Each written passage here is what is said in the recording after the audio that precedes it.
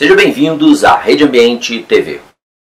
Os representantes do Estado do Rio de Janeiro e a novela de despoluição do Rio Guandu. O Estado do Rio de Janeiro, através de seus representantes legais, continuam com suas ações custosas aos cofres públicos, onde pequenos grupos lucram com o processo. No caso da despoluição do Rio Guandu, pegaram a inocente Gigoga, ou Aguapé, como vilã e começaram a triturá-las, como se isso fosse despoluir o Rio Guandu.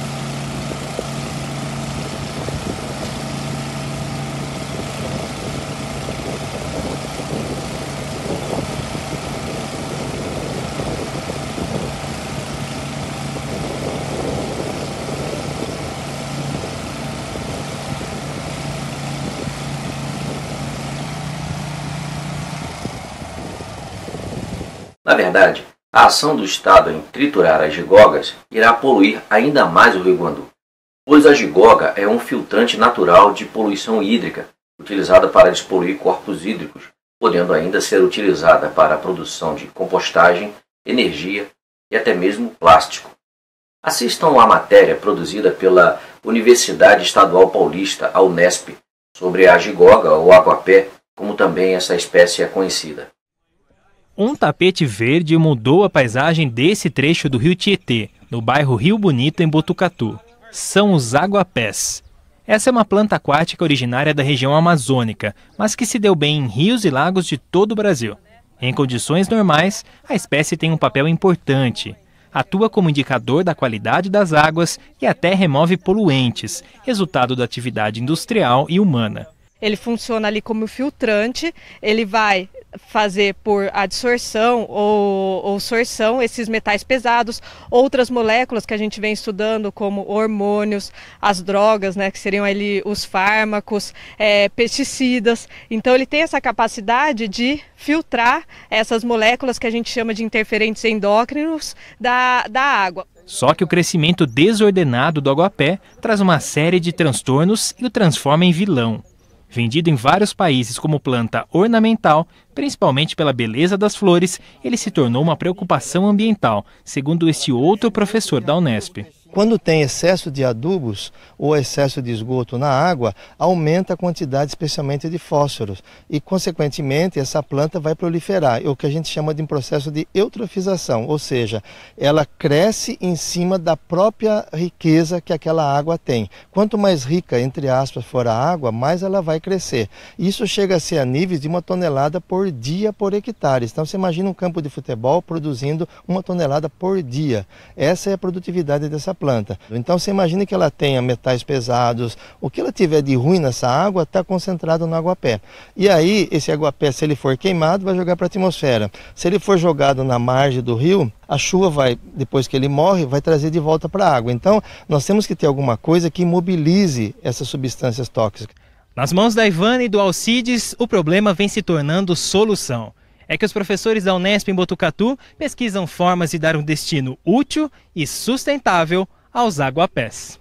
Uma das possibilidades é a produção do etanol de segunda geração.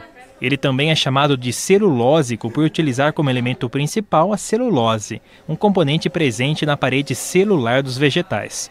Com os aguapés à disposição, começa o processo de seleção das plantas e retirada das raízes. Depois, elas vão para a etapa de secagem e são moídas, ficando com a aparência de um pó escuro.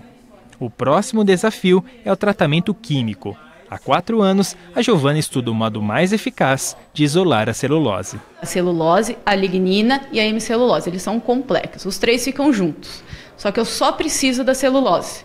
Então eu vou usar um reagente para separar a hemicelulose e a lignina da celulose. Aqui nós já usamos o ácido sulfúrico, o peróxido de hidrogênio, que é conhecido como água oxigenada, o ácido acético, que é um dos componentes do vinagre. E no nosso estudo, os 2 melhores foram o ácido sulfúrico e a água oxigenada. Só que o ácido sulfúrico, por ele ser corrosivo, problemático, nós acabamos continuando os trabalhos apenas com a água oxigenada. Para alcançar o resultado final, ainda há hidrólise enzimática. Nesta etapa, a celulose, formada pela união de várias unidades de glicose, é quebrada em pedaços menores e esse açúcar, por meio da fermentação, é transformado em etanol. Por enquanto, essa produção é mais cara e não consegue abastecer o mercado consumidor. Hoje a gente consegue produzir, utilizando o HPE, seriam 700 litros por hectare versus a cana-de-açúcar, que é 7.000 litros por hectare. Então a gente está muito longe de chegar na cana-de-açúcar. Porém, o aguapé ele cresce muito mais rápido que a cana-de-açúcar. É uma tonelada por hectares dia. Então, a gente tem muito aguapé em comparação da cana-de-açúcar, que tem todo um ciclo aí, né, de crescimento. Então, ele pode chegar a ser competitivo? Pode. A gente ainda tem muito estudo a ser feito, principalmente na parte do tratamento químico, né, o biológico, o físico, que é o mais importante. Então, tem ainda os desafios, tem muito estudo que tem que ser feito, mas já é o primeiro passo. O primeiro passo aí é dar um destino, né, a essa considerada aí, né, praga verde que disseminou mundialmente. Mesmo com a produção do etanol, ainda há sobras, como o bagaço e as raízes. E no laboratório da Unesp, eles também ganham funções. Ao serem misturados ao ABS, um tipo de plástico, e passarem por essa máquina, a extrusora, dão origem a esse material, semelhante a uma corda, que pode ser usado na fabricação de peças e utensílios. A nossa especialidade aqui no laboratório é o uso de fibras naturais para mistura em plásticos, né? E quando você mistura a fibra natural num plástico, as propriedades se melhoram. Então, a intenção nossa é fazer peças que tenham uma aplicabilidade industrial ou comercial, porém, sem riscos de contaminação. Aí nós vamos fazendo vários testes com os moldes que nós temos aqui no Lajado e com alguns outros moldes que a gente empresta de terceiros. E a intenção são fazer peças, por exemplo, pode ser feito conduíte, pode ser feito caixinha de força, de tomada. Então, são coisas que não têm contato com a espécie humana. Então, mesmo que haja alguma contaminação industrial por metais pesados que veio junto com o aguapé, ele não haveria risco nenhum para o ambiente, nem para os seres humanos, nem para os animais. A intenção nossa é sempre o que pode ser feito com o aguapé que seja substituto do plástico.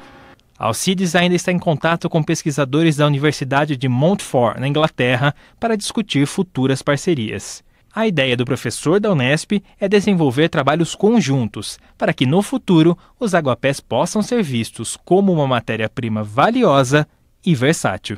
Que nós sejamos os pioneiros na remoção desses aguapés, né, que estão presentes em todos os corpos d'água, e que esse aguapé seja utilizado de uma maneira ambientalmente correta e tecnologicamente correta também. Esse processo é tecnologicamente correto porque ele é sustentável e atende todas as propriedades que a gente espera de um plástico.